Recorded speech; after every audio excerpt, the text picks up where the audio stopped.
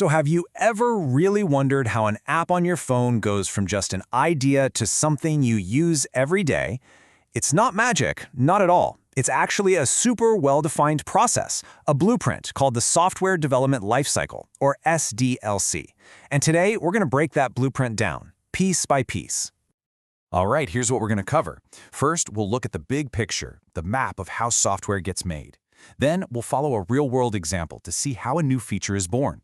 We'll see how it goes from an idea to a design, gets built, and then how the whole thing gets a massive modern-day supercharge. Okay, let's dive right in. Let's say you have an amazing idea for an app. Where do you even start? Well, that's exactly where the SDLC comes in. It's the universal roadmap that turns ideas into reality.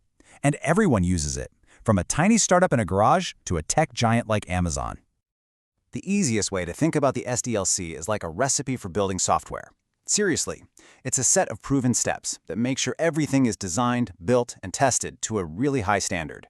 It's the secret sauce for making software that actually works, and works well. And what's the whole point of this process? It's really simple. It all boils down to one thing: making sure that the final product you, the customer, gets is high quality and does exactly what you expect it to do. It's all about you.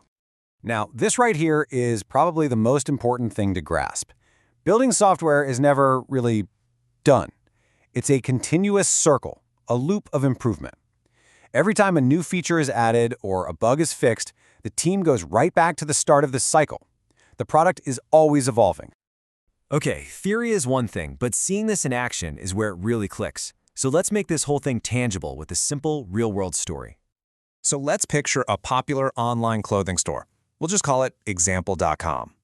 Right now, they're doing pretty well selling clothes, but they're only selling them to adults. The company sees a huge opportunity and decides on a new goal. They want to launch a brand new kids category on their website. They want to start selling children's clothing. So how do they do this? Well, they can't just tell their developers, hey, go build it. That would be chaos. First, they need a rock-solid plan, and then they need a detailed technical blueprint. And that's where the first two phases of the SDLC come into play.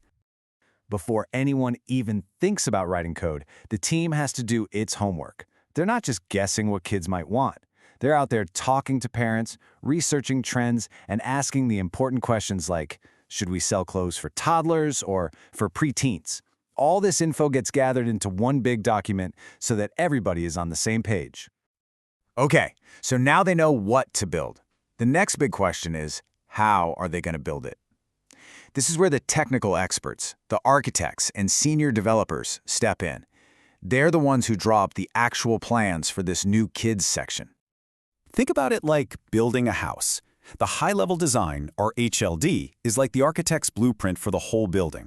It shows how the new kids section will connect to everything else, what kind of database it needs, and how it can handle tons of shoppers during a big sale. Then you have the low-level design, or LLD.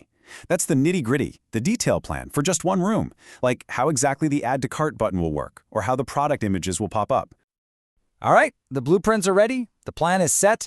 Now it's time for the real action to begin.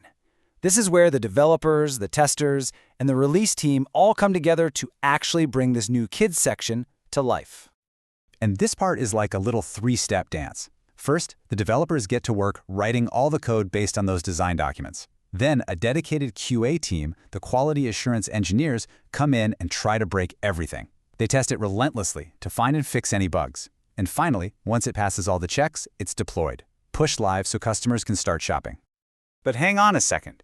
Think about that process we just described.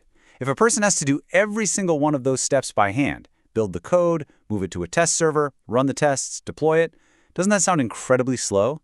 And what about human error? There's a huge risk of mistakes and massive delays, right? And that right there is the exact problem that the modern approach of DevOps was created to solve. It's all about taking that slow, manual, and repetitive process and giving it a supercharge, making it faster, safer, and way more efficient. Now, this is really important to understand. DevOps is not a tool you can buy or a specific job title. It's a culture, a mindset. It's a philosophy about bringing development and operations teams together with one shared goal: automate everything that's repetitive to deliver software faster and better. So where does DevOps focus all its energy? It zeroes in on these 3 phases right here. The whole game is about creating an automated pipeline that can take code, build it, test it, and deploy it, all without a human touching it. This removes all those manual steps and just speeds everything up. So if you take away just one thing about DevOps, let it be this.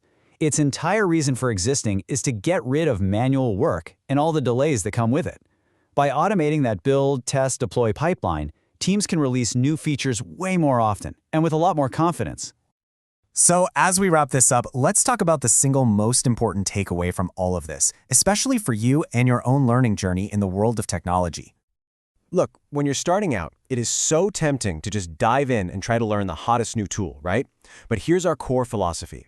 The tools will always change, but the concepts, the why behind them, that stays the same. If you can truly understand why the SDLC exists and why DevOps is so important, you'll be able to pick up any tool at all, so much easier. It's like learning the rules of the road before you worry about driving a specific brand of car. All right, let's do a super quick recap. The SDLC is the universal blueprint for building software. It's a continuous cycle that repeats for every single new feature. DevOps comes in and supercharges that cycle by automating the build, test, and deploy phases. And the result? Faster, higher quality, and more reliable software for all of us. You've just laid an incredible foundation. You now understand the blueprint for how almost all modern software is built. You've got the why, and trust me, that's the most powerful part. In our next explainer, we'll start digging into the how by looking at the tools that make all this automation possible. Thanks for joining us, and we'll see you on the next step of the journey.